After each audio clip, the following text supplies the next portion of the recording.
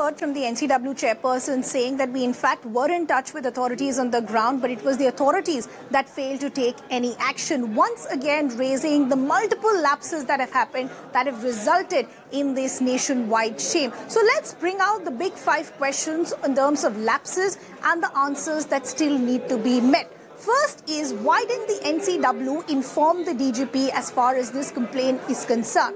The second big question also is, and this is something that I was pointing out earlier as well, why didn't the NCW follow up asking whether any action has been taken? Because the NCW is accepting the fact that there were multiple episodes and incidents that were reported in the mail, but it's the Manipur authorities that didn't do anything. So why was there no communication between the NCW and other authorities? The third question is, how can the police justify leaving the women with the mob? Now, the Indian Express has put out detailed testimonies as far as these victims are concerned, and mincing no words, the victims say, we were in fact fed to the mob with the police standing in complete silence. The fourth question is, did the police in fact ignite the mob? Because many victim testimonies suggesting that all of this happened in the presence of police officials. It in fact happened just 2 kilometers away from a police thana. The fifth question, and the main question, is how can the Chief Minister claim that there will be a fair probe? Because considering the fact there has been inaction, complete silence over the last 2 months. The Chief Minister spoke to the media once again today. He gave an update as far as the probe is concerned, and he said just in the last 2 days about 4 arrests have been made, and he's also assured people that many more arrests will be made. But it's coming too late in the day, which is leading to a lot of political pressure as well from the opposition, which is seeing a direct impact as far as the monsoon session of Parliament is concerned. Let's bring our colleague Arunima back in the conversation to try and understand these lapses on multiple levels. Arunima, today the Chief Minister once again spoke to the media. He's saying, just see the kind of developments that have happened in the last 48 hours.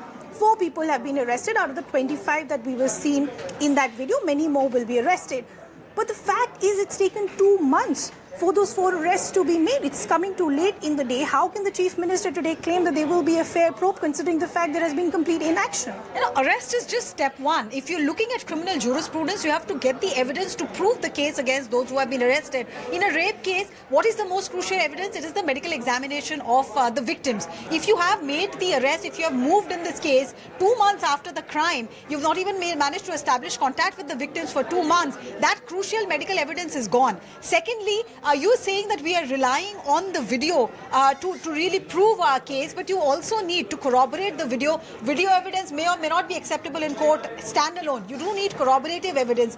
Where are the witnesses? Are they still there in Manipur? Have they fled to neighboring state? Could they be contacted again? So this fact that 2 months has passed in a communal riot kind of a situation, ethnic riot kind of a situation, is a big blow to investigation. Police appears confident that they will be able to arrest everybody in the next 24 to 48 hours, and Chief Minister of Manipur also saying we'll ask for the capital punishment. Yeah. But till the time we know how you've managed to gather the evidence, we'll just look at it as too little too less. Yeah. Arunima, that's what there are multiple questions that still remain unanswered. All the action that is taking place today looks like too little too late in the day. Arunima, thanks a lot for getting us all those details. Now let's talk about as far as the politics around the Manipur episode is concerned. As I pointed out, it has a direct bearing as far as the ongoing monsoon session of Parliament is concerned, because on day 2 as well, sloganeering by the opposition continued, which meant there was no real work that happened. Both houses stand adjourned till 11 a.m. on Monday, because the opposition's demand is clear that only discussion on Manipur needs to happen. There needs to be a presence of the Prime Minister inside the premises of the Parliament.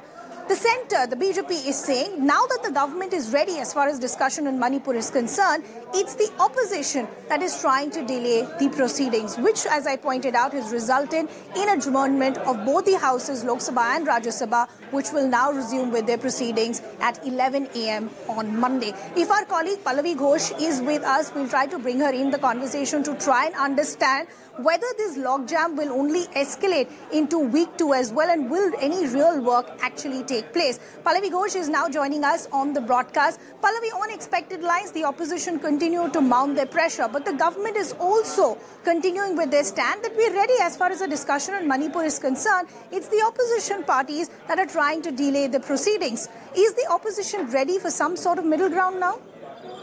I'm afraid no, Ridhima, and that's the main reason why it could become extremely difficult to perhaps even see some semblance of work happening in the next week of Parliament when it reconvenes on Monday. And what is the fight about? The fight is essentially over the rules. What the opposition is demanding is that first of all, the Prime Minister has to make the same statement which he made inside both the houses, and then only will a discussion begins. Second is the discussion will have to be under Rule 267, which means a motion or a notice will be passed, which means what the opposition wants to do is that when the end of the discussion takes place, there should be a notice or motion passed against the government, which essentially means against the Prime Minister. Very clearly, the government is not in favor of it. The government is saying, you want it now, we are ready to discuss Manipur right now.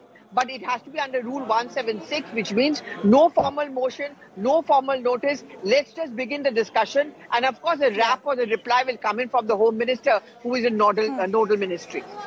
Pallavi, I also quickly want to understand what's the plan as far as the opposition is concerned. Yesterday, we'd seen details of a delegation of the TMC meeting the governor of Manipur. What's the plan as far as the opposition parties are concerned? Are we going to see more delegations now being sent? So there are going to be those street protests. There are going to be protests leading up to Parliament as well. But apart from that, also significantly, what they are giving a final shape to is that the chief ministers of the like-minded opposition-ruled states, those who are a part of this entire opposition front called India, will travel to Manipur. It is likely to be followed up by representatives of all the 26 political parties who were a part of the opposition front. The idea is to hit the ground, question the chief minister, and more importantly, step up their demand for the dismissal of the chief minister and bringing in precedence rule in the state. Okay, Pallavi, we'll have to leave that conversation there. Thanks a lot for getting us all those details. Some political reactions now.